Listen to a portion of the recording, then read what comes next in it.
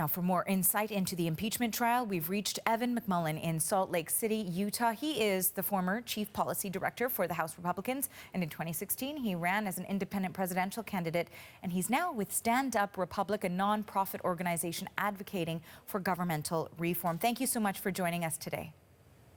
Thank you.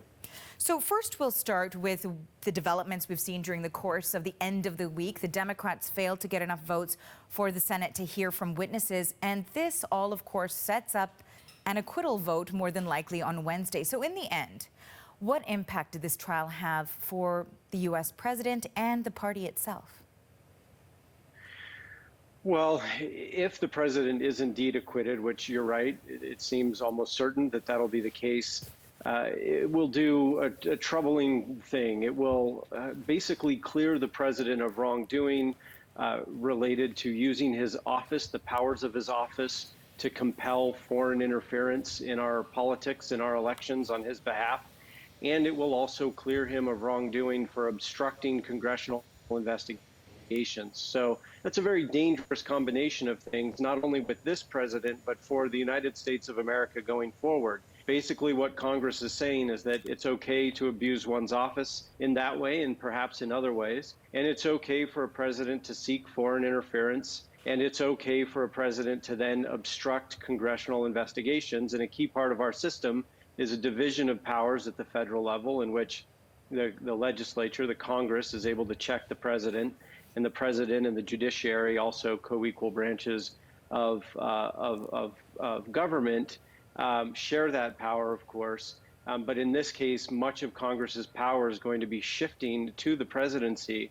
And that will be very, very dangerous as we head into this election cycle in which the president seems intent on obtaining and benefiting from foreign interference once again.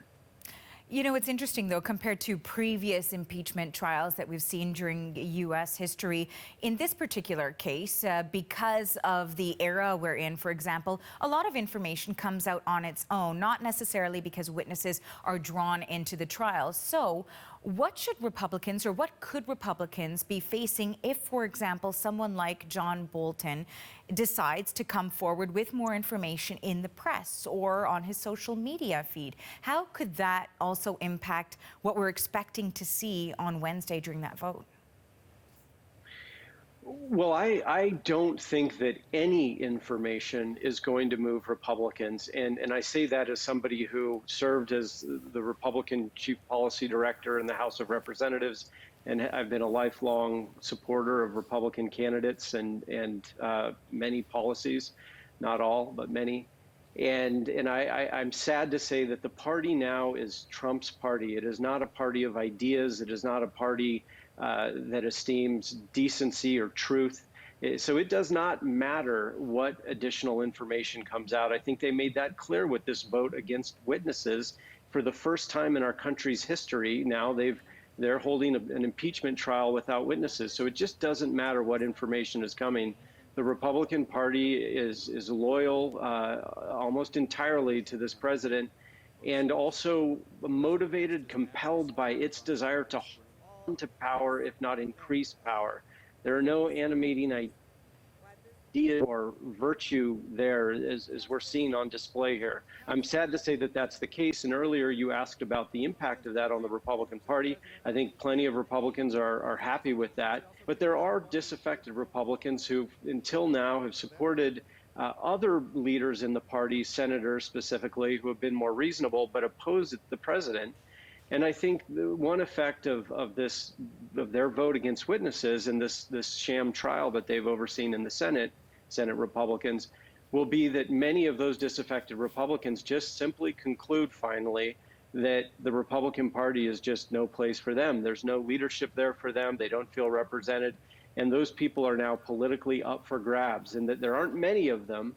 But in swing states that'll decide the outcome of the presidential election and the direction of this country, they could provide the decisive votes. And so I think it's short-sighted of the party, but this is the way it is for now.